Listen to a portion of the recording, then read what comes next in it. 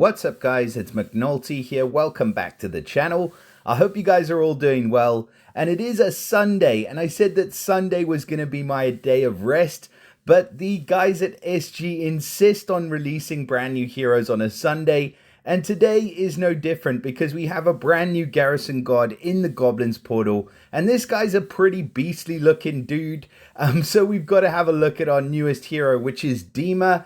Thankfully, he is the only featured hero in this portal. So let's jump right in. We'll take a closer look at the newest Garrison god today. So Dima is our newest Garrison god. You can see he's got a little pet boar next to him. So I'm presuming that he is going to be another Mega Minion summoner. And he is obviously a fire hero, as you can see here. So starting off, he is of the Barbarian class, which can be quite important because we'll see a bit later part of his special does work pretty well with the class. It gives him the talent where after any normal attack, he gets a 30% chance to deal 80% of the damage done by the normal attack over 5 turns, and this is bleed damage. So if the target already has the ailment, then the previous ailment's remaining damage is added to the new ailment as additional damage. So that's very important because bleed damage is the only type of damage over time which can stack on top of itself. Now he is also of the Garrison Guard family. So the Garrison Guard family have a pretty decent family bonus. At the start of the battle, they summon a Recruit Guard Mega Minion. Now for one hero, it's 20% HP and 100% attack. But if you have up to 3 Garrison Guards, it can get anywhere up to 30% HP and 140% attack inherited from the caster. And that just is straight up at the beginning of the battle. You get a Mega Minion at the start of the battle, and that just gives him an extra 30% HP, which is pretty annoying. The passives for them, so they have an innate resistance against mana reduction. Very strong passive. And then the other passive is also very strong. So every 4 turns, they remove all the wither effects from all allies. So really decent. The class, the family, the passives, everything works really well for this guy. As far as the art itself, I think this guy looks pretty interesting. I mean, yeah, I've got nothing bad to say about him. He's relatively comical. I'm not sure where he fits in as part of the Garrison Guard, but you've got all kinds of weird heroes. I'd love a bit more of a storyline for the Garrison Guards and the Goblins. I think we desperately need a bit more beefing out of some of these families of heroes. You know, the War of Three Kingdoms family as well. Like, you know, give us some storyline. Come on. But anyways, he does benefit from the attack up ether talent, which is a decent one. So it means that at the beginning of the battle, he gets an extra 20% attack for 6 turns. So that can always come in handy. As far as stats, if we switch off his max power preview, we can see he's running a team power of 1103. So 1161 on attack, 1083 on defense, and 1924 on health. So, I mean, right across the board, his stats are really balanced. He is more attacking, and he is very comparable to another Garrison Guard, which is Shimmerscale. And if we look at Shimmerscale in the portal, just before we get to his special or anything else, he's running a team power of 1032. So there's definite power creep. Shimmerscale was one of our first released Garrison Guards, and he's been really, really effective. He's probably got the edge in terms of the class and the speed, but as far as the stats, you know, general stats, Shimmerscale, the reason I'm showing this is because he's a bit more defensive, so not quite as high of an attack stat. And in terms of the ether talent, you can see it's exactly the same as well. But he's a little bit more squishy, so health-wise, got a higher defensive stat, but the attack stat is lacking, and that is definitely important. So Dima, what is he actually doing? His special skill is called Spotting Trouble, and he will be dealing 350% damage to the target and nearby enemies. So that's running at average speed. Again, a direct comparison with Shimmerscale. Shimmerscale's dealing, I think it's 300% damage, so 50% extra damage on the target and nearby enemies.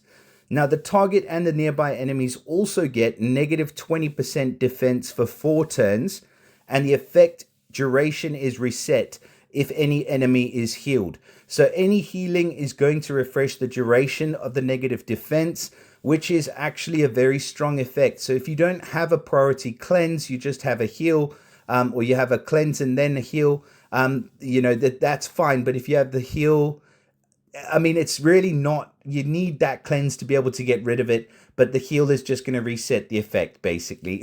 That's all I'm trying to get at. So negative 20% defense is cool. It just sets it up to where the other heroes on your team are going to be able to hit that much harder. Now, he summons a Sword Guard Mega Minion with 35% HP and 300% attack inherited from the caster. And the target that's hit by this Sword Guard Mega Minion receives 450 bleed damage over 3 turns. And this effect spreads to the nearby enemies. So exactly the same effect as we've seen with Shimmerscale. The minion gets the same amount of HP and the same amount of attack, but the bleed damage, I believe, is higher. So I'm just going to double check this again. So the bleed damage is higher. You can see here it's 402 bleed damage, and we're not looking at the limit breaks and emblems, but if you do add them, you can see Shimmerscales goes up to 597. But the minion itself has exactly the same amount of HP and attack on their stats. So it's really almost exactly the same. It's very difficult to choose between the two, to be honest. I mean, because the one running at average speed, but he's doing a bit more. He's giving the defense down, which refreshes, and he's giving a little bit more bleed damage. We can see here it goes up to 645 bleed damage. So it's tricky to say which one would be better. I'm going to go out on a limb here, and I'm going to say that on defense, I still think Shimmerscale probably just about has the edge, just because he gets the revive, and that can be the difference between winning and losing a battle. Just when you think you've taken out the hero, then he comes right back to smack you in the face. With Dima, that's not going to be a problem. But on offense, I think that Dima will probably just about win out. I mean, I know he's going to be slower to get to his charge, but that bleed damage stacking on top of his talent and also him doing a bit extra damage up front, I'd like this guy a little bit more for on offense. But that being said, I mean, you can use both of them really effectively. I think color stacking and mono teams are becoming a lot more used in wars and raids at the moment just because of the power of the opposition team. So I think stacking against the tank, just depends on whether the tank is nature or holy or dark. Whatever you're going up against, you want to kind of pair your strongest colors against them at the moment. At least that's the way that I'm doing my wars and things like that at the moment.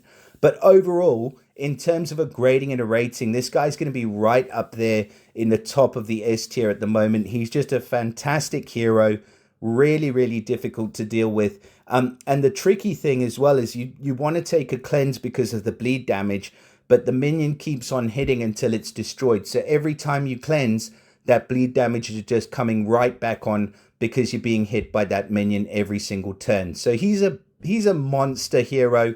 Now remember, in the Goblin summon, you do get a chance for a 2-time summon. He's featured alongside Pip, but I believe the featured odds are not really that great for this portal. So let's just take a quick look. Legendary featured is only 0.4%. The legendary event hero odd is 0.5%. I wish they would change this around because it means that you've got actually a higher chance to pull a non-featured hero than you actually do the featured.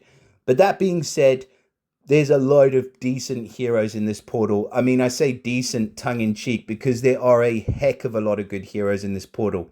So huge congratulations to any of you guys who do manage to pull Dima. Please do let me know in the comments what you guys think of him. Drop us a like, subscribe to the channel if you haven't already, and I'll see you all again in the next video. Bye for now.